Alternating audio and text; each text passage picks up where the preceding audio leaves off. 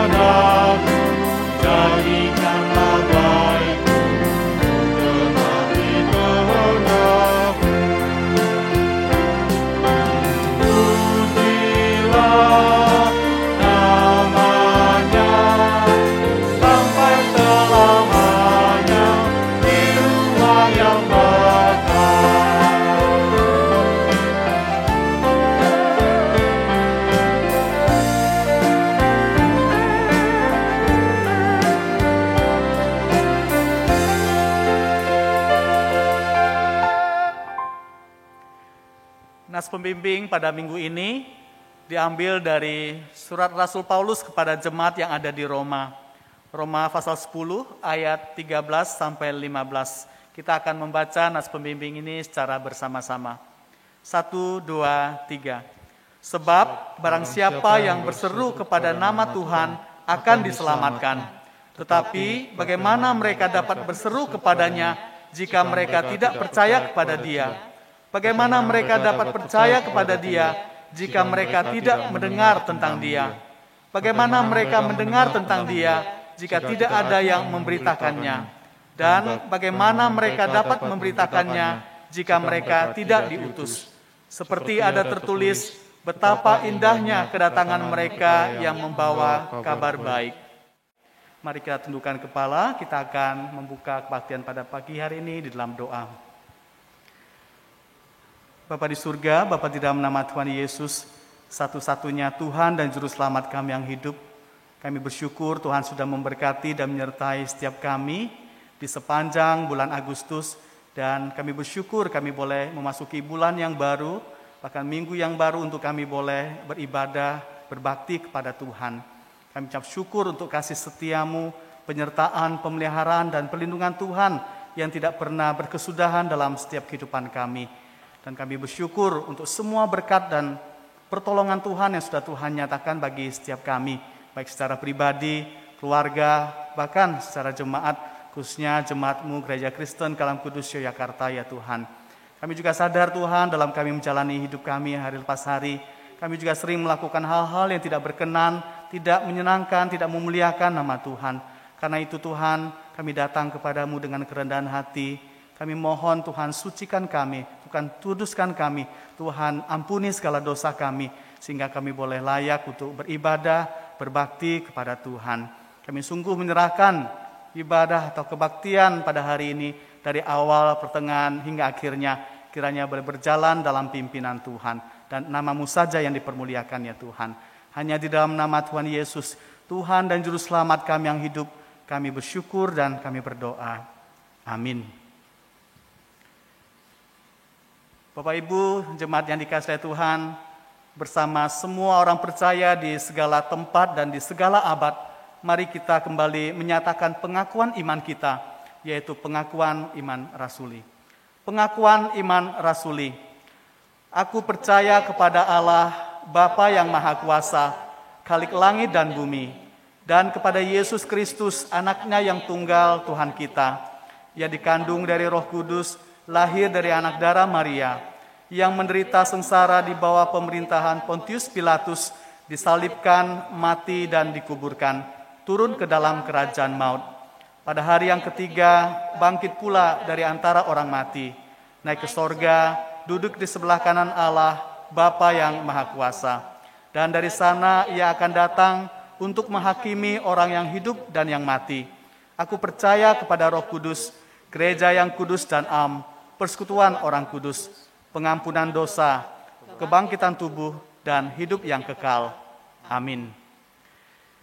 Bapak Ibu jemaat yang dikasihi Tuhan, dalam Markus pasal 16 ayat 15, Yesus berkata kepada para murid dan pengikutnya pada waktu itu, "Pergilah ke seluruh dunia, beritakanlah Injil kepada segala makhluk." Sebagai murid dan pengikut Kristus saat ini, kita juga harus mau memberitakan Injil atau kabar baik itu kepada dunia ini. Karena itu, mari kita kembali memuji Tuhan dengan pujian, kita harus membawa berita.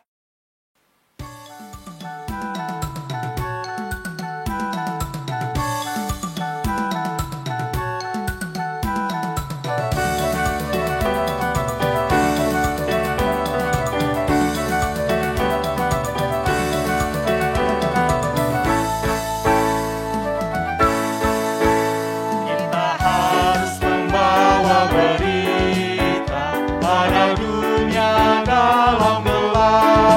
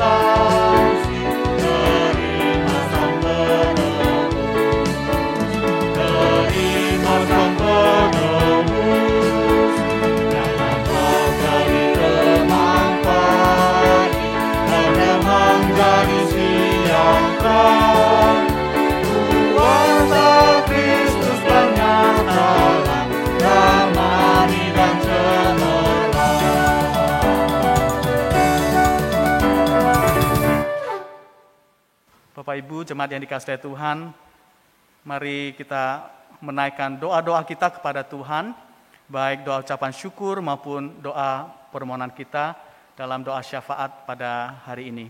Mari kita berdoa. Bapa di surga, Bapa di dalam nama Tuhan Yesus Kristus, satu-satunya Tuhan dan Juru Selamat kami yang hidup. Pada pagi hari ini Tuhan, kami kembali datang kepadamu, kami bersyukur dan berterima kasih. Kami boleh datang ke rumah-Mu untuk bersama-sama beribadah, berbakti kepada Tuhan. Juga jemaat yang mengikuti ibadah atau kebaktian secara online dari rumah atau tempat masing-masingnya Tuhan. Pada hari ini kami ingin menaikkan beberapa ucapan syukur dan permohonan kami, baik untuk gereja kami, sekolah kami, untuk pemerintah, juga pergumulan pribadi atau keluarga kami. Untuk gereja kami Tuhan, kami bersyukur untuk pemeliharaan, pertolongan, dan perlindungan Tuhan bagi semua warga jemaat, mulai dari jemaat anak-anak hingga dewasa, sampai pada hari ini ya Tuhan. Kami sungguh bersyukur untuk kekuatan juga kesehatan masih Tuhan anugerahkan bagi kami semua. Kami juga mau berdoa Tuhan untuk semua rohaniwan, untuk majelis, pengurus komisi, aktivis, juga tim multimedia yang terlibat dalam penata layanan setiap minggunya. Kiranya Tuhan terus memberkati kami, supaya kami dapat mempersiapkan dan melakukan pelayanan yang Tuhan percayakan ini dengan sebaik-baiknya untuk kemuliaan nama Tuhan. Kami juga mau berdoa Tuhan untuk semua warga jemaat yang sedang dalam kelemahan tubuh dan dalam masa pemulihan kesehatan. Kiranya Tuhan sendiri yang akan menjamah dan memberikan kesembuhan yang sempurna daripada Tuhan. Kami juga berdoa untuk anggota-anggota jemaat yang sedang dalam kedukaan. Kami berdoa khususnya untuk keluarga Pak Kim Chien, Pak Kim Po yang sedang dalam masa kedukaan. Kiranya Tuhan sendiri akan memberikan kekuatan juga penghiburan bagi keluarga besar yang sedang berduka saat ini ya Tuhan. Kami juga berdoa untuk semua anggota jemaat kami, khususnya dalam usaha juga pekerjaan. Kiranya Tuhan juga yang menolong dan memberkati di tengah-tengah pandemi yang masih belum berakhir saat ini. Kiranya usaha dan pekerjaan jemaat-Mu juga tetap boleh berjalan dalam pertolongan dan penyertaan dari Tuhan. Kami juga mau berdoa Tuhan untuk pos pelayanan Sawahan. Kiranya Tuhan juga menolong dan memberkati semua rohaniwan, pengurus juga jemaat yang ada di sana. Kiranya Tuhan juga terus memberkati pertumbuhan kerohanian mereka, supaya mereka tetap setia mengiring Engkau ya Tuhan. Pada hari ini kami juga mau berdoa untuk sekolah kami, Sekolah Kristen Kalam Kudus Yogyakarta. Kami mau bersyukur juga Tuhan untuk pemeliharaan, pertolongan dan perlindungan Tuhan bagi semua warga Sekolah Kristen Kalam Kudus Yogyakarta ini. Kami bersyukur untuk badan pengurus yayasan, semua unsur pimpinan, guru, karyawan, siswa, bahkan orang tua siswa, khususnya di tengah-tengah pandemi yang belum berakhir saat ini, di mana pembelajaran secara online masih tetap harus dilaksanakan. Kami berdoa karena Tuhan menolong dan memberkati baik Bapak Ibu guru kami di dalam mempersiapkan bahan ajar mereka, melaksanakan pembelajaran tiap-tiap hari. Tuhan tolong dan berkati. Demikian juga untuk anak-anak kami, supaya mereka juga tepat mengikuti setiap pembelajaran dengan baik secara online ini ya Tuhan. Kami juga mau bersyukur untuk anak-anak kami, khususnya unit SMP yang beberapa waktu yang lalu sudah menerima vaksinasi, baik yang pertama maupun yang kedua. Tuhan sudah menolong dan memberkati Dinas Pendidikan, juga Dinas Kesehatan yang telah menyelenggarakan vaksinasi ini ya Tuhan. Kami juga mau berdoa Tuhan, khususnya untuk penerimaan siswa baru untuk tahun pelajaran 2022-2023 yang sudah berlangsung sejak beberapa waktu yang lalu. Kami berdoa karena Tuhan sendiri yang akan mengirimkan setiap anak yang Tuhan kehendaki untuk sekolah di Sekolah Kristen Kalam Kudus Yogyakarta ini ya Tuhan. Terima kasih Bapa di surga. Saat ini kami juga mau berdoa untuk pemerintah kami. Kiranya Tuhan menolong dan memberkati mulai dari pemerintah pusat sampai ke daerah-daerah, ke pelosok-pelosok. Kiranya Tuhan sertai mereka di dalam menjalankan roda pemerintahan yang Tuhan percayakan bagi setiap mereka ya Tuhan. Secara khusus dalam penanganan pandemi COVID-19 yang masih belum berakhir, melalui program vaksinasi, edukasi, juga PPKM yang dilaksanakan, kiranya boleh efektif untuk menurunkan kasus-kasus COVID-19 yang ada di negara ini ya Tuhan. Kami berdoa untuk semua warga masyarakat yang ada di negara ini, kiranya Tuhan terus karuniakan kesadaran dan ketaatan untuk melaksanakan pola hidup sehat, juga menjalankan protokol kesehatan dalam kehidupan sehari-hari secara tertib ya Tuhan. Terima kasih Bapa di surga, saat ini kami juga mau datang kepadamu, membawa setiap pergumulan pribadi kami, keluarga kami ke dalam tangan Tuhan. Mari Bapak Ibu jemaat yang dikasihi Tuhan, kita dengan senyap di rumah kita, di tempat kita masing-masing, kita membawa setiap pergumulan pribadi kita, keluarga kita kepada Tuhan melalui doa kita.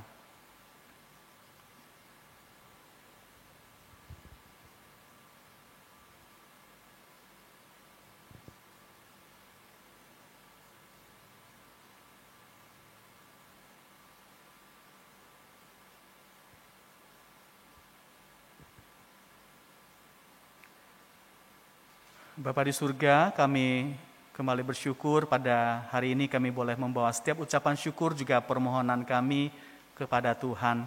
Baik untuk gereja kami, sekolah kami, untuk pemerintah kami, juga pergumulan pribadi dan keluarga kami masing-masing. Kami percaya bahwa Tuhan sudah mendengarkan setiap permohonan kami, dan kami percaya juga Tuhan yang akan menjawab seturut dengan kehendak Tuhan. Hanya di dalam nama Tuhan Yesus, Tuhan dan Juru Selamat kami yang hidup, kami bersyukur dan berdoa. Amin. Bapak Ibu jemaat yang dikasihi oleh Tuhan, tibalah waktunya kita akan mendengarkan kebenaran firman Tuhan yang akan disampaikan oleh Pendeta Titus Lim. Mari kita mempersiapkan hati kita untuk diisi oleh kebenaran firman Tuhan dengan pujian Kemana Saja.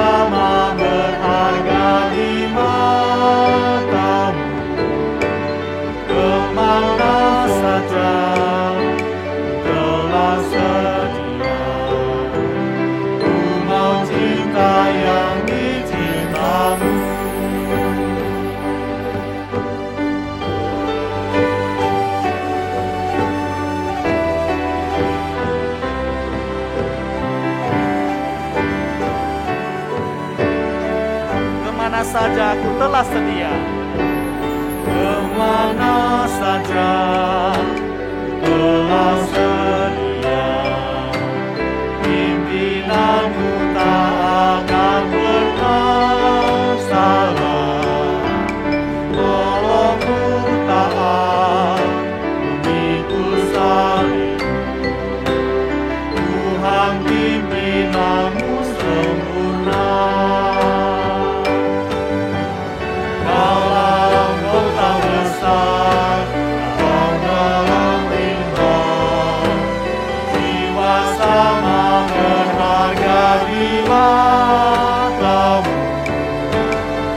Kemana saja telah sedia, ku mau cinta yang dicintamu, ku mau cinta yang dicintamu, ku mau cinta yang dicintamu.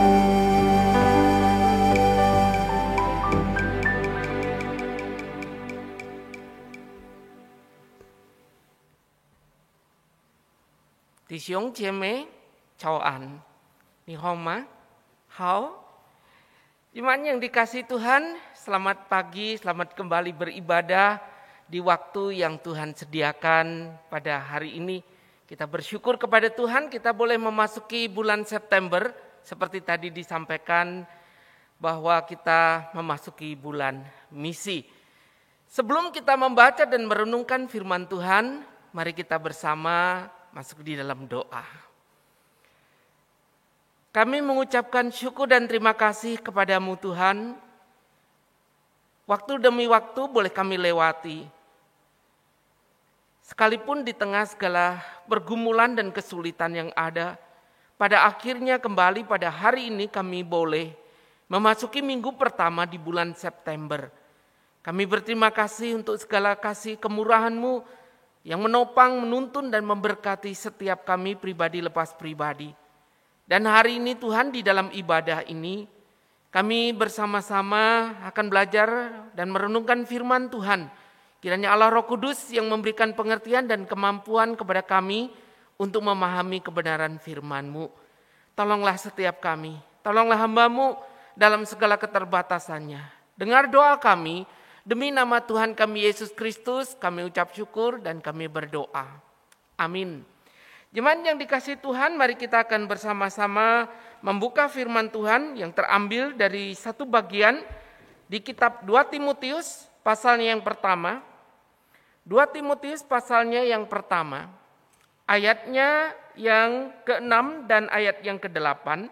Kemudian nanti dilanjutkan pasal 2 ayatnya yang ke-15. 2 Timotius pasalnya yang pertama, ayatnya yang ke-6 sampai dengan ayat yang ke-8, kemudian pasal 2 ayat yang ke-15. Demikian bunyi firman Tuhan. Karena itulah kuperingatkan engkau untuk mengubarkan karunia Allah yang ada padamu oleh penumpangan tanganku atasmu.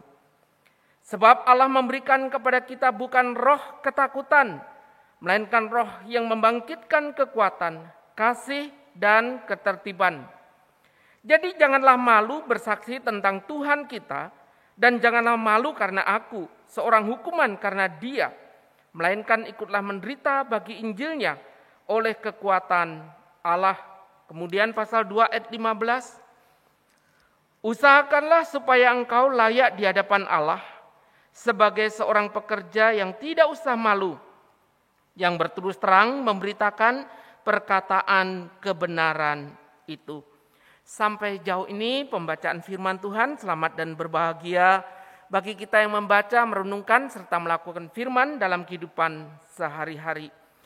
Jemaat yang dikasihi Tuhan, seorang teolog dan sekaligus seorang pendeta, penulis banyak buku, dan tulisan-tulisannya juga banyak diterjemahkan ke dalam bahasa Indonesia, yaitu Bapak John Stott. Beliau berkata bahwa sesungguhnya dalam banyak hal gereja itu tidak pernah sepi. Tentu dalam hal ini konteksnya adalah sebelum masa pandemik. Beliau mengatakan gereja tidak pernah sepi. Di sana dikatakan seringkali suara-suara dentuman alat musik seiring dengan puji-pujian yang begitu meriah. Serta di sana ada khotbah yang berapi-api. Dan masih berlanjut kemeriahan itu sampai dikatakan di tempat parkir. Dan dalam banyak hal sekali lagi gereja tidak pernah sepi. Orang Kristen begitu luar biasa antusiasnya. Tapi beliau mengatakan di balik kemeriahan itu ada sikap diam diri. Ada kesunyian yang keliru, saudara. Apa yang dimaksudkan? Beliau mengatakan bahwa di tengah kemeriahan di dalam gedung gereja tidak diimbangi kehadiran orang Kristen untuk menyuarakan kebenaran, untuk memberitakan kabar baik. Di mana? Di luar gereja. Disitulah orang Kristen diam diri, di sanalah terjadi kesunyian, kesenyapan dari orang-orang Kristen. Saudara yang dikasihi oleh Tuhan, tentu saja dimaksudkan oleh beliau ini adalah tatkala orang Kristen harusnya berbicara tentang Kristus, berbicara tentang anugerah keselamatan, disitulah orang Kristen terdiam diri, tidak membicarakan apa-apa. Memang harus diakui, berbicara tentang mengabarkan Injil atau bersaksi seringkali menjadi pergumulan tersendiri, bukan bagi kita sekalian. Kalau tadi disebutkan bahwa hari ini, mulai minggu ini bulan September, gereja kita adalah bulan misi. Tapi seringkali harus diakui, Jemaat yang dikasihi Tuhan, bulan misi seringkali menjadi anak tiri di dalam gereja. Kurang mendapat perhatian, kurang mendapatkan sambutan dan antusias. Itu sebabnya tatkala berbicara tentang misi atau bersaksi, ada kesulitan tersendiri bagi orang Kristen. Ada orang Kristen merasa bahwa bersaksi melalui kata-kata atau secara verbal, itu ada kesulitan tersendiri. Tapi bersaksi melalui kesaksian hidup non-verbal juga merupakan kesulitan tersendiri. Nah, kalau kemudian kita mau simpulkan, sesungguhnya yang menjadi tantangan orang Kristen untuk bersaksi, ada dua faktor. Yang pertama faktor secara eksternal, yaitu faktor yang terjadi di luar diri kita.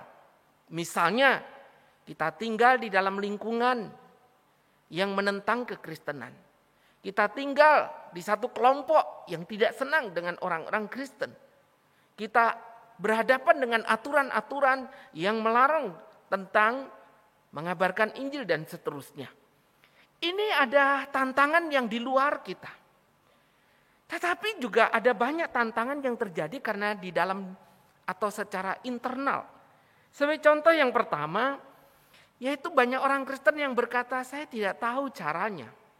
Saya tidak mengerti bagaimana harus bersaksi. Ini alasan yang sering kali diungkapkan. Tatkala kembali diingatkan untuk bersaksi, banyak orang Kristen berkata, saya tidak tahu. Saya tidak mengerti bagaimana memulai untuk menyampaikan kabar baik. Nah, celakanya ketika kita berkata tidak tahu, kita tidak ingin belajar juga. Jemaat yang dikasihi Tuhan, beberapa waktu ini sudah disampaikan melalui warta jemaat bahwa di gereja akan ada pelatihan penginjilan. Tapi maaf kalau boleh tanya, berapa banyak yang antusias untuk ikut? Saya percaya di sana ada banyak orang yang berkata, saya tidak tahu, tidak mengerti. Tapi tatkala gereja memberikan pelatihan, gereja menyediakan fasilitas, banyak yang tetap saja tidak ikut.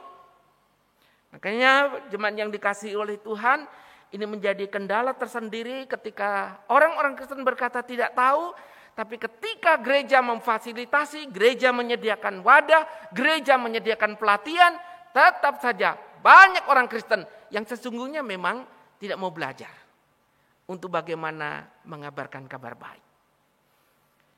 Yang kedua, yaitu karena takut. Takut apa? Mungkin takut kalau lagi ngabarkan Injil, kabar baik, orang bertanya dan kita tidak bisa jawab. Takut ditolak, takut dimusuhi. Itu yang menghantui kita. Atau yang ketiga, memang tidak peduli. Orang bisa berkata, penginjilan itu mah apa tugas kami sih? Itu mah tanggung jawabnya rohaniwan. Tanggung jawab majelis, komisi, pengurus. Kalau kita mah enggak usah dah. Kita enggak perlu. Bapak Ibu yang dikasihi Tuhan, kita memikirkan bahwa pengabaran Injil itu adalah bagian dari orang-orang tertentu. Padahal inilah perintah yang berlaku untuk setiap orang percaya. Dan ini adalah panggilan Tuhan. Tanpa kecuali. Tanpa kecuali. Tapi kita merasa bahwa ya itu bukan tugas saya. Kalau orang mau percaya ya silahkan, tidak percaya ya sudahlah. Itu urusan masing-masing, urusan pribadi. Tapi pernahkah di dalam diri kita sadar kalau kita tahu bahwa jalan keselamatan Tuhan Yesus sudah berikan kepada kita hanya melalui Dia saja. Bagaimana dengan orang-orang, keluarga, orang-orang yang kita kasihi, kita cintai yang hidup di luar Kristus? Pernahkah itu membuat kita gelisah? Pernahkah kita kemudian menyadari kemana mereka kalau satu hari berhadapan dengan Tuhan? Apakah ini yang mendorong hati kita, menggelisahkan diri kita untuk bagaimana kita berupaya tetap mengabarkan kabar baik ini? Yang berikutnya adalah mungkin saudara punya pengalaman buruk. Dulu pernah mengabarkan, ditolak, dimusuhi. Atau mungkin saudara pengalaman-pengalaman buruk yang lain. Atau justru pengalaman buruk ini yang membuat orang sulit sekali untuk mengabarkan Injil? Saya ambil contoh. Saudara, dulu ada satu rumah sakit yang saya pribadi sering pergi untuk mengabarkan Injil. Tapi di rumah sakit itu akhirnya satpam tidak serta-merta membukakan pintu. Karena melihat bahwa ini pasti hamba Tuhan ini. Satpam itu bisa mengerti, saudara. Jadi pada waktu kita pergi rutin, pada waktu itu di hari Sabtu, Kamis untuk mengabarkan Injil, saudara dilarang. Kenapa? Memang betul satu kali ada pengalaman buruk yang saya sendiri melihatnya. Tatkala ada seseorang anak Tuhan sakit dan saya 2:30 dini hari datang ke rumah sakit itu, dan kebetulan ruang sebelah juga ada yang sakit dan ada hamba Tuhan yang juga datang. Kita beda ruangan. Cuman yang sebelah itu doanya banter banget. 2:30 pagi. Dan hari itu doa yang sangat keras menggema. Dia berkata, dalam nama Tuhan Yesus, saya putuskan keluarga ini, saya putus ini. Coba kalau saudara dengar, kira-kira apa yang ada di benak saudara kalau saudara bukan orang Kristen? Yang dia maksudkan adalah putus dengan kuasa gelap, putus dengan diputus. Tapi yang dengar gini, orang Kristen galak banget ya. Udah sakit pala aja, udah ngusir-ngusir orang, putus-putusin orang begitu saudara. Dan mau enggak mau karena itu pagi buta. Kemudian suster datang, menegur dan memberitahu tolong kalau berdoa jangan keras-keras. Sangat mengganggu. Ada yang memaksa untuk apa? Itu di jidatnya dikasih tanda, didoakan.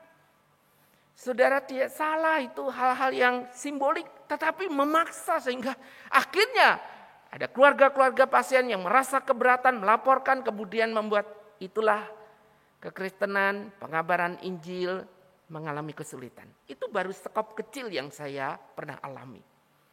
Yang lain Bapak Ibu, adanya kesaksian yang buruk, hal ini tidak menjadi sesuatu rahasia lagi bukan? Kalau di dalam kehidupan kita mengalami kesulitan mengabarkan Injil karena kita punya kesaksian buruk. Saudara yang dikasihi Tuhan, tatkala kita punya kepribadian ganda, kita sebagai orang Kristen pada hari Minggu dengan orang Kristen di hari yang lain tidak sama. Orang akan melihat bahwa satu sisi kita ini adalah orang yang punya kehidupan yang tidak benar. Tapi di pihak lain bahasa kita, kalimat-kalimat kita tampak begitu rohani. Permisi tanya, siapa yang tertarik dengan kekristenan?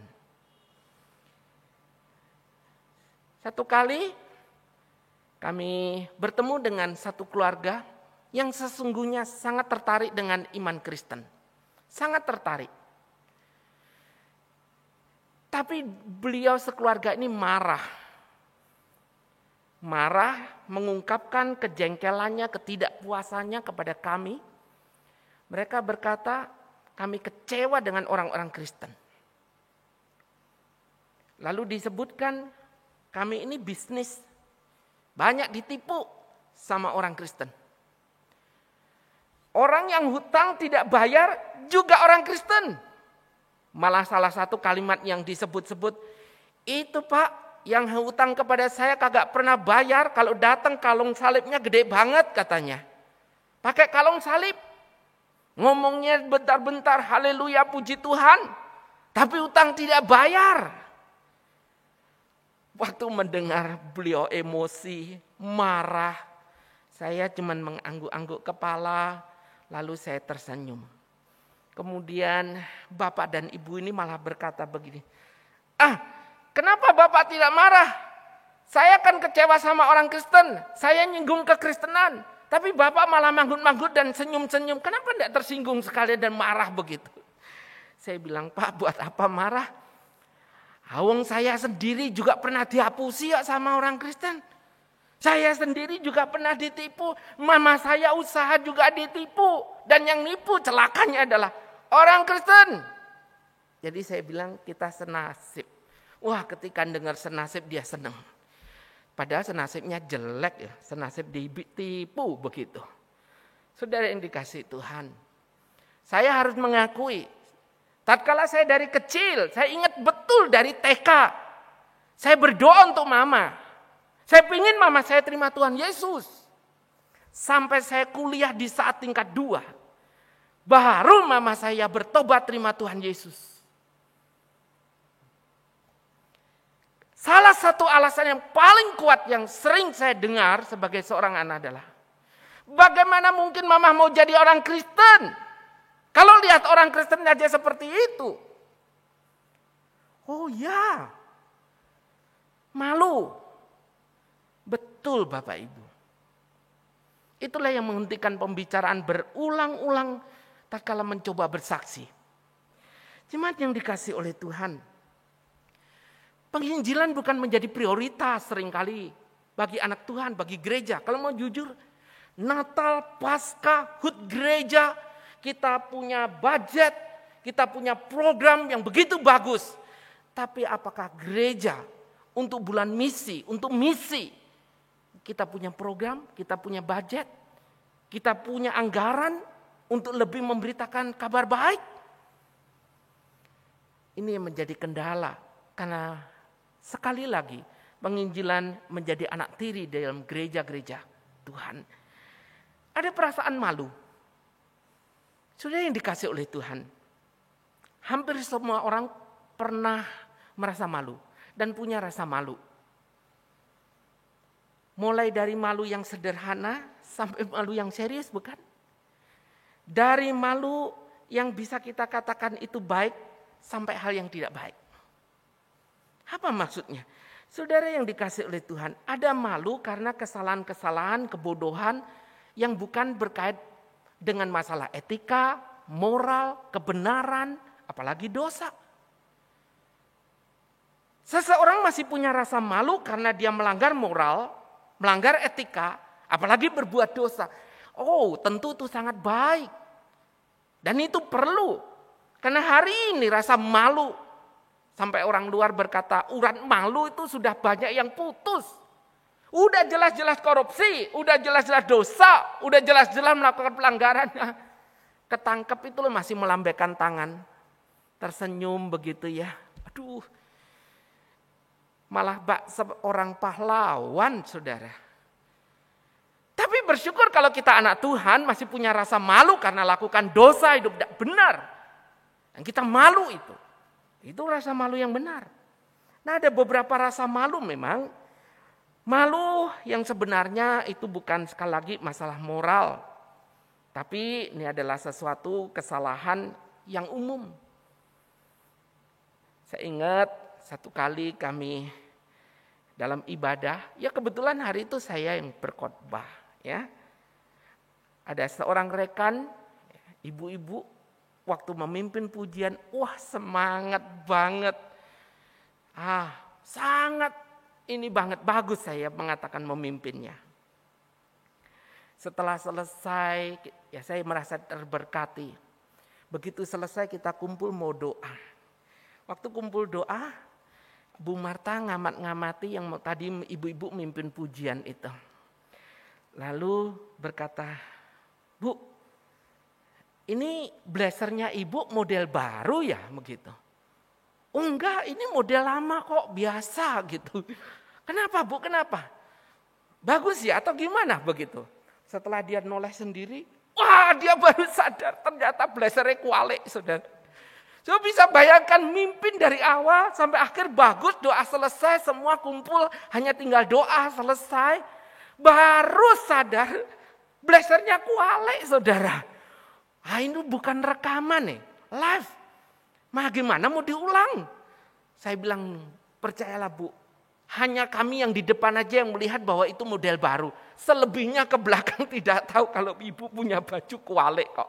Sudah tenang aja begitu. Yang penting ibu melayani dengan baik.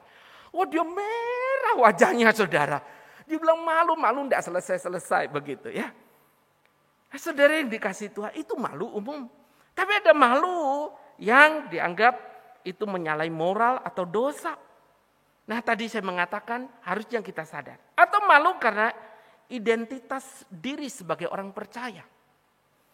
Sebagai orang percaya harusnya menyadari bahwa saya adalah orang percaya, orang yang dikasihi Tuhan. Sekarang identitas saya adalah orang Kristen. Tapi berapa banyak orang yang mencoba menutupi identitasnya, malu dengan identitasnya. Entah itu di lingkungan, di keluarga, di kampus, di sekolah, di tempat kerja. Mengapa? Ada alasan yang mengatakan nanti takut dikucilkan, takut dimusuhi, takut tidak bisa naik karirnya. Ada banyak alasan sehingga orang Kristen tidak perlu menunjukkan dirinya orang Kristen. Memang kita tidak harus menunjuk-nunjukkan. Kita kemana-mana bawa Alkitab. Yang lain istirahat, makan, ke kantin. Kita baca Alkitab di kampus, di kelas. Bukan seperti itu. Tetapi artinya adalah, inilah saya hadir sebagai orang percaya. Saya orang Kristen. Bukan menunjukkan, memamerkan, tetapi kehadiran saya jelas. Saya adalah anak Tuhan. Tapi hari ini terlalu banyak orang yang cari aman, lebih baik damai dengan sekitarnya. Tidak harus menunjukkan, tapi juga tidak ada sikap yang jelas. Bahwa dia orang Kristen, anak Tuhan atau bukan. Sehingga dia mengalir, dia ikut apa saja. Bahkan terkadang tatkala ada hal yang tidak benar, ikut di dalamnya. Tidak jelas ada garis di sana. Tidak jelas sikap. Jemaat yang dikasihi Tuhan. Hari ini bagian firman Tuhan dikatakan dengan satu tema, janganlah malu. Satu bagian yang dikatakan berdasarkan 2 Timotius ini.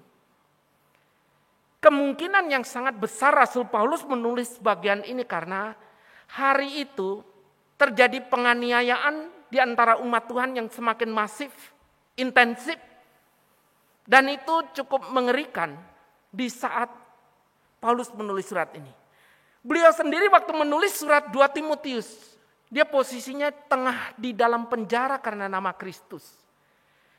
Dan yang kedua, dia menulis surat ini dengan satu keyakinan bahwa sebentar lagi dia akan dihukum mati karena nama Tuhan. Jadi Bapak Ibu bisa bayangkan seorang pemimpin, seorang anak Tuhan yang luar biasa, ketika dia mengabarkan kabar baik, dia ditangkap karena nama Tuhan, dipenjara karena nama Tuhan, menghadapi kematian karena nama Tuhan. Sekarang dia berpesan kepada Timotius yang dianggap sebagai anak rohaninya. Apa pesannya? Pesannya ada, dia berkata, jangan kamu malu. Jangan kamu takut. Saya pesan ini ada satu pesan yang penting. Oleh karena apa? Oleh karena situasi yang dihadapi oleh Paulus jelas-jelas membuat beberapa orang meninggalkan Paulus, meninggalkan pelayanan, meninggalkan Kristus. Sebagai contoh di sana ada Vigelius. Lalu kemudian ada Hermogenes, dan juga yang bernama Demas, yang terkenal meninggalkan Paulus karena memilih duniawi. Ini menunjukkan bahwa di saat seperti ini, rekan-rekan Paulus meninggalkan Paulus satu demi satu. Mungkin karena takut, mungkin karena malu, sebab gurunya sekarang ada di dalam penjara. Dan dari sini kita melihat malu yang dimaksudkan bukan sekedar malu berkata-kata. Tapi malu kalau dicap sebagai pengikut Kristus, dicap sebagai pelayan Kristus, dan hari itu dianggap melawan pemerintah. Ini satu hal yang tidak mudah. Ini bukan aib, tapi hari itu pengucilan secara sosial, pengucilan di masyarakat, cap itu membuat orang-orang ini diperlakukan dengan berbeda. Itulah yang membuat mereka mungkin sekarang malu kalau harus berkata saya orang Kristen, saya pengikut Kristus. Cuman yang dikasih oleh Tuhan, apakah semua meninggalkan Tuhan? Meninggalkan Paulus? Tidak. Masih ada orang yang setia. Masih ada orang yang tidak malu. Masih ada orang yang berani dan tidak takut. Di sana ada keluarga Onesiforus yang tetap setia. Ada Timotius yang muda ini, dia tetap mencoba untuk setia. Walaupun di sana katakan, janganlah engkau malu. Saudara, sekali lagi di sini Paulus menekankan bahwa janganlah engkau malu. Mengapa? Mengapa Paulus menyampaikan pesan ini? Saudara, apa yang mendasari supaya tidak takut dan malu? Paulus mengatakan juga dalam kalimat berikutnya kata mengobarkan. Hendaklah kamu tetap mengobarkan ya Injil Kristus, karunia Allah yang ada padamu. Saudara yang kasih oleh Tuhan, kontras. Malu, takut, sekarang Paulus bilang, jangan malu, jangan takut, tapi kamu mesti tetap mengobarkan karunia Allah yang ada padamu. Saudara, bisa jadi Paulus mulai melihat Timotius bisa jadi mulai padam semangatnya, mulai merosot semangatnya. Karena melihat rekan-rekan meninggalkan, banyak orang yang mengalami kesulitan. Paulus bisa berkecil hati. Tapi Timotius bisa berkecil hati. Tapi Paulus memberikan semangat untuk tetap mengobarkan. Dan di sana kita melihat Paulus juga sudah berpesan dalam 1 Timotius pasal 4 ayat 14. Jangan lalai mempergunakan karunia yang ada padamu. So, karunia ini didapat oleh Paulus. Dikatakan oleh penumpangan tanganku, dan kalau kita bandingkan dengan bagian 1 Timotius, bahwa di sana para penatua menumpangkan tangan, mendoakan Timotius, para pelayan Tuhan, dan bersama dengan itu katakan Timotius memiliki karunia yang Allah berikan melalui tumpang tangan itu. Saudara yang dikasih oleh Tuhan, ini merupakan satu hal yang penting, mengingat bahwa penumpangan tangan ini bukan tanpa arti. Tapi ini menunjukkan bahwa Allah memilih dia, Allah memberikan karunia, dan Allah memampukan untuk dia mengerjakan karunia yang diberikan itu. Dan itu sebabnya dia mengatakan bahwa ingatlah bahwa kamu pernah diteguhkan, kamu pernah menerima karunia itu. Jadi Allah tidak pernah salah memilihmu.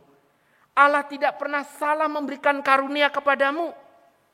Allah ingin engkau tetap mengobarkan semangat pelayananmu di tengah segala pergumulan, kesulitan, tantangan yang mungkin engkau hari ini hadapi, yang mungkin hari ini engkau tidak lihat hasil, yang mungkin yang kau lihat hari ini banyak tekanan. Jadi berkata, Allah tidak pernah salah memilih kamu. Allah telah memberikan karunia itu. Dan Allah ingin engkau tetap mengobarkan semangat pelayananmu ini. Saudara yang dikasihi Tuhan, selain itu di sana Paulus juga mengingatkan bahwa bukan hanya penumpangan tangan, karunia roh yang diberikan, tapi Allah memberikan roh, bukan roh ketakutan, tapi roh keberanian. Roh yang mengakibatkan kasih dan kedisiplinan. Itu yang diberikan kepada Timotius. Allah mengaruniakan bukan roh yang membuat dia takut, berkecil hati, tapi roh yang memberikan semangat, memberikan keberanian. Dan di sana Bapak Ibu yang dikasih oleh Tuhan, roh yang sama inilah yang meneguhkan, yang menguatkan Timotius di tengah segala kesulitan dan tantangan yang dihadapinya. Dan Paulus juga mengingatkan bahwa ikutlah menderita bagi Injilnya oleh kekuatan Allah. Saudara, di tengah kondisi yang sulit, kenapa tidak perlu malu dan takut? Karena di sana katakan Tuhan mengaruniakan roh keberanian. Dan Tuhan yang sama adalah Tuhan yang memberi kekuatan tatkala anak-anaknya di dalam kesulitan dan penderitaan. Dan itulah yang disampaikan oleh Paulus. Kalau engkau hari ini turut menderita seperti Kristus, menderita bersama dengan Kristus, engkau tidak pernah sia-sia. Hari ini jemaat yang dikasih oleh Tuhan, mungkin kita berkata, situasi yang sulit seperti sekarang ini? Tepatkah kita masih berbicara tentang mengabarkan kabar baik? Tepatkah kita masih harus menyampaikan kabar baik? Berita Injil. Di saat kesulitan karena masa pandemik yang berkepanjangan ini.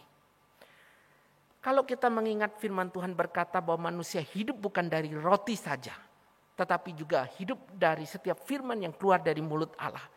Hari ini di tengah kesulitan dan pergumulan, tatkala banyak orang berkata lebih baik bicara tentang peduli kasih, bicara bantuan sosial, bicara tentang aksi sosial, sudah semua itu baik. Tetapi sekali lagi di atas semua kebutuhan ini, ada kebutuhan kebenaran yang harus tetap disampaikan. Mereka membutuhkan Injil, mereka membutuhkan kabar baik di tengah dunia yang saat ini tidak berpengharapan. Saudara mungkin berkata kita sulit, malu. Karena kita sendiri tengah bergumul mengalami kesulitan. Betul saudara. Hari ini jemaat Tuhan banyak yang bergumul, bahkan banyak yang menangis. Hari ini banyak mereka yang kehilangan orang-orang yang dikasihi. Lalu bagaimana kita tetap mau memberitakan kabar baik? Memberikan penghiburan, kekuatan kepada orang lain. Disitulah Bapak Ibu yang dimaksud oleh Rasul Paulus tadi. Di tengah segala kesulitanmu, Allah tetap bekerja, memberikan kekuatan, dan kau menjadi penghiburan bagi orang lain. Itu sebabnya jangan malu, jangan takut. Memang tidak mudah. Kami sekeluarga, dulu ketika kami masih lengkap, ya, 8 anak dengan mama, papa udah lama dipanggil Tuhan. Jujur kami semuanya rindu mama kami bertobat. Seperti tadi saya mengatakan satu kesulitan adalah karena mama kami sering ditipu, sering kali melihat orang Kristen tidak baik. Makanya sulit sekali untuk percaya Tuhan. Tapi satu hal ketika mama kami bertobat, melewati satu acara kebaktian kebangunan rohani di kota Surabaya. Di saat bertobat, justru kami mendapati hari itu usaha pekerjaannya, kalau dilihat secara kasat mata, betul-betul terjun bebas. Bahkan boleh saya katakan sampai terakhir rumah satu-satunya yang kami miliki itu harus dilepas. Sekali lagi itu semua karena kesalahan dari pekerjaan mama saya. Yang usaha apa saja. Dan salah satunya yaitu jualan togel Bapak Ibu. Nomor, baik putihan maupun yang resmi. Ya. Jemaat yang dikasihi Tuhan. Saya ingat betul pada waktu saya hendak mengajak mama saya berdoa. Dia berkata, kenapa ya terima Tuhan Yesus? Justru semua habis-habisan. Kenapa ya terima Tuhan Yesus? Justru sepertinya menderita. Sudah tidak mudah serta-merta menjawab, oh ya begini dan begitu. Enggak. Saya ketika mendengar pertanyaan itu pun saya tertunduk, saya diam. Saya bisa berkata, mama, tidak ada yang kebetulan. Kalau mama percaya Tuhan, percayalah. Bahwa apa yang terjadi Tuhan punya maksud itu saja. Mama saya tidak lagi suka mengajak debat seperti dulu-dulu, tidak. Dan itu yang saya katakan kekuatan Injil, kuasa Allah ketika mengubah seseorang sedemikian rupa berubahnya. Sekalipun dalam awal-awal ada pergumulan. Tatkala dalam kesulitan saya kembali ke kampus saat saya menyampaikan pergumulan ini kepada salah seorang dosen saat. Saya berkata, kenapa ya mama saya bertobat tapi sekarang habis-habisan. Satu hal saja kalimat yang saya ingat. Dia berkata, mungkin Tuhan tengah memurnikan keluargamu, mamamu. Apa maksudnya memurnikan? Mamamu selama ini pengikut kuasa gelap, pengikut setia di salah satu gunung yang terkenal di Jawa Timur, di kota Malang. Dan Bapak Ibu, semua usaha diawali dengan hal-hal yang tidak benar. Mungkin Tuhan murnikan melalui semuanya ini. Tapi ada yang kedua saudara, saya merasa begini. Kalaupun hari itu mama saya bertobat, lalu ada kuasa Tuhan yang nyata, perubahan terjadi, wow, saya akan mengatakan hari itu pasti banyak orang melihat, wah ini kuasa Tuhan luar biasa, banyak orang akan ikut dan percaya. Tapi hari itu mungkin orang di sekitar berkata, ternyata jadi terima Tuhan Yesus habis-habisan juga. Percaya Tuhan Yesus, toh malah sekarang gak punya apa-apa dan seterusnya. Saudara, saya bayangkan mungkin saya berkata kita bisa malu.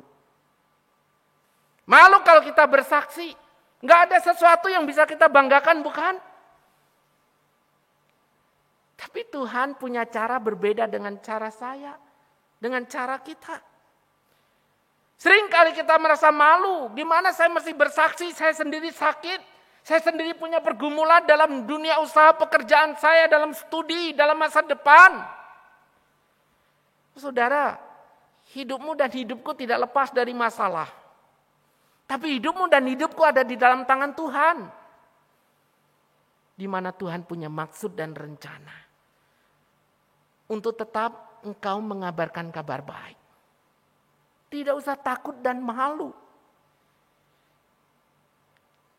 Karena engkau mengabarkan satu berita yang penting bagi dunia ini. Bagi orang-orang yang kau kasih dan kita kasihi.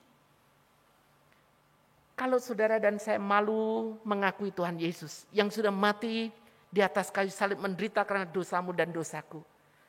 Firman Tuhan juga mengingatkan, jangan sampai Tuhan kita satu hari juga malu mengakui kita di hadapan Bapanya yang di sorga. Sebab kita adalah orang-orang yang sesungguhnya tidak ingin diketahui sebagai orang Kristen, orang percaya. Sekarang jemaat yang dikasih oleh Tuhan, dimanapun kita berada. Jangan malu dan jangan takut. Sebagai orang-orang percaya, jadilah saksi-saksi Tuhan melalui segala aspek kehidupanmu. Dan biarlah melalui hidupmu, orang melihat Tuhan itu nyata. Dan orang tertarik melihat Tuhan itu. Dan ingin menerima Tuhan Yesus sebagai Tuhan dan Juru Selamat secara pribadi. Jemaat yang dikasihi Tuhan, biarlah kembali bulan misi ini mengingatkan, menyadarkan tugas dan panggilan kita. Sekalipun di tengah pergumulan dan kesulitan yang tengah kita hadapi. Nama Tuhan dipermuliakan. Amin. Mari kita berdoa. Ya Tuhan Bapa di dalam sorga. Firman-Mu hari ini boleh kami baca, kami renungkan. Biarlah kiranya menggugah dan mengingatkan tugas panggilan kami sebagai orang-orang percaya yang Tuhan sudah selamatkan, Tuhan tebus. Untuk tidak merasa takut dan malu, memberitakan kabar baik dimanapun kami berada. Baik melalui perkataan maupun perbuatan kami. Dan biarlah melaluinya hanya Tuhan yang dipermuliakan. Tuhan kami mohon belas kasih dan kemurahan-Mu memberikan keberanian, kemampuan untuk kami bersaksi bagi nama Tuhan. Terima kasih Tuhan, ini doa kami, seru permohonan yang kami naikkan kepadamu. Demi nama Tuhan kami Yesus Kristus, kami ucap syukur dan kami berdoa. Amin.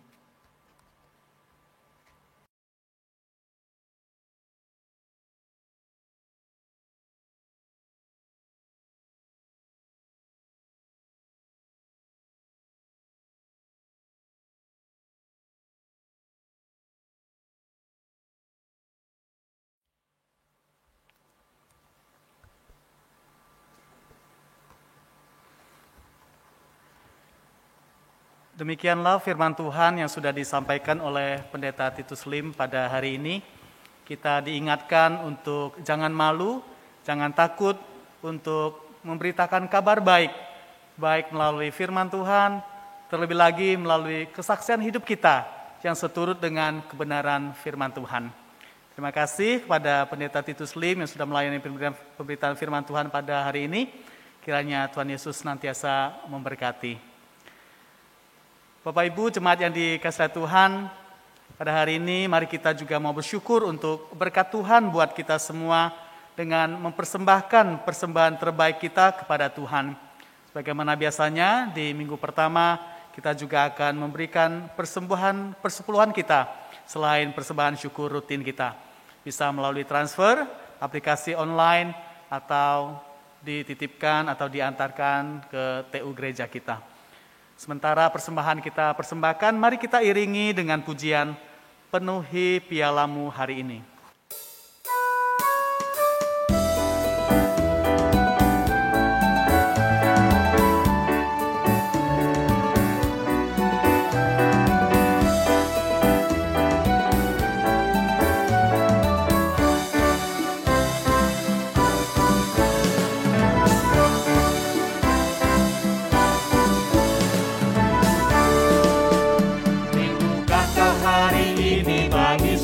Berkat-Mu dalam kehidupanmu,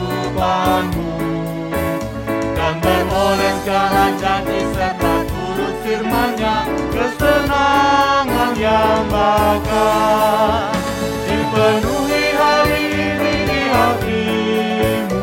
Lembahlah pialamu seperti janji Tuhanmu, dipenuhi hari ini di hatimu dengan kuasa Roh.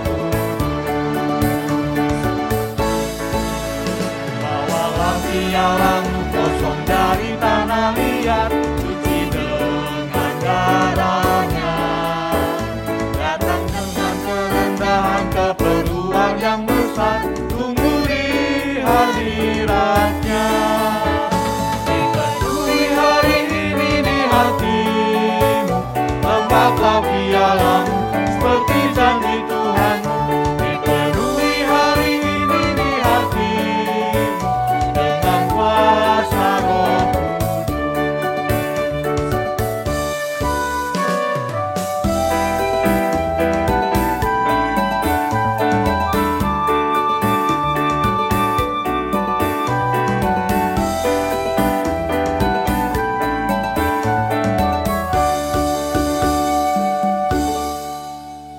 Mari sekali lagi kita tundukkan kepala kita mau bersyukur untuk persembahan yang sudah kita persembahkan pada hari ini. Bapa di surga, Bapa di dalam nama Tuhan Yesus, kembali kami datang kepadamu. Kami bersyukur dan berterima kasih untuk firman Tuhan yang boleh kami dengarkan pada hari ini. Firman Tuhan yang mengingatkan kami untuk jangan malu, jangan takut untuk memberitakan kebenaran firman-Mu, memberitakan kabar baik bagi semua orang, khususnya yang belum percaya, baik melalui kebenaran firman-Mu juga melalui kesaksian hidup kami sehari-hari ya Tuhan. Kami pada hari ini juga mau bersyukur Tuhan masih memberikan kesempatan bagi kami untuk mempersembahkan persembahan terbaik kami kepada Tuhan yang sesungguhnya semuanya juga adalah milik Tuhan. Kiranya Tuhan berkenan untuk menerima persembahan kami sebagai persembahan yang berbau harum di hadapan Tuhan. Tuhan juga memberkati majelis kami di dalam mengelola keuangan di gereja-Mu ini untuk Tuhan pakai untuk mengembangkan pekerjaan-Mu melalui gereja-Mu ini ya Tuhan. Hanya di dalam nama Tuhan Yesus kami mengucap syukur dan berdoa. Amin. Bapak Ibu jemaat yang dikasihi Tuhan, di akhir kebaktian ini mari kita menaikkan segala pujian, hormat dan kemuliaan bagi Allah Bapa, Putra dan Roh Kudus dengan pujian doksologi. Setelah itu kita akan menerima doa berkat yang akan disampaikan oleh Pendeta Titus Lim. Doksologi.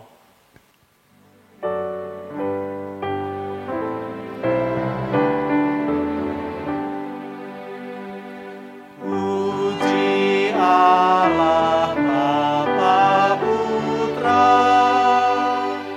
puji Allah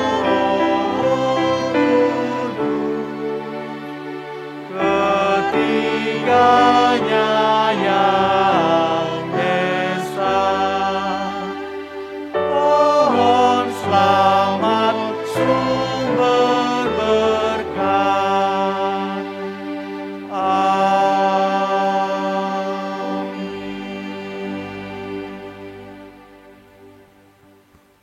Jemaat yang dikasihi oleh Tuhan, kita akan kembali dalam kehidupan dan segala aktivitas kita.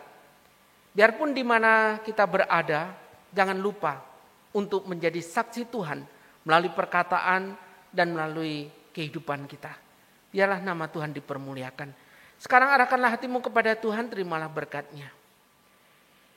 Kiranya kasih karunia dari Allah Bapa, cinta kasih dari Tuhan Yesus Kristus, penghiburan kekuatan serta tuntunan dari Allah Roh Kudus, menyertai dan memampukan saudara untuk menyaksikan cinta kasih Tuhan dimanapun engkau berada. Mulai hari ini sampai kita berjumpa kembali dengan Tuhan Yesus di surga yang mulia. Amin.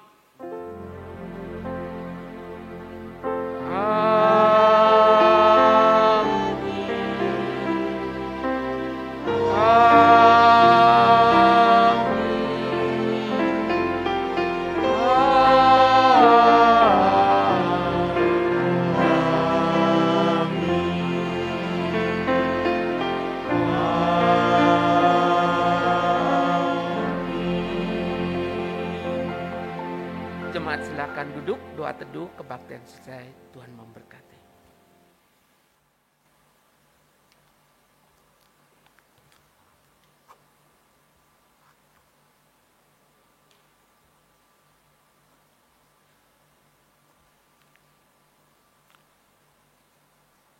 Bapak Ibu jemaat yang dikasihi Tuhan, berikut ini saya akan menyampaikan warta jemaat untuk minggu ini. Yang pertama, kebaktian minggu depan masih dilaksanakan secara online. Pemberitaan firman Tuhan akan dilayani oleh Evangelis Chandra Wim dari STT Saat Malang. Yang kedua, berikut ini mari kita memperhatikan jadwal persekutuan dalam minggu ini dan beberapa kegiatan dalam bulan September ini.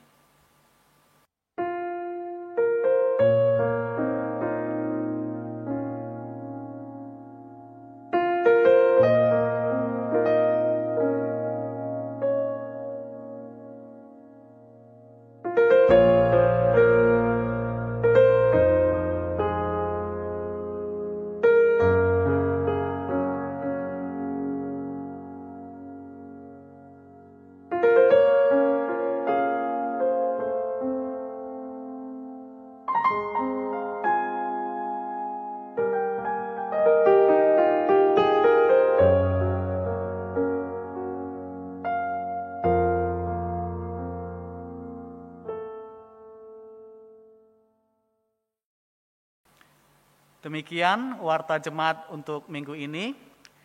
Kebaktian kita sudah selesai. Terima kasih, tetap sehat dan semangat.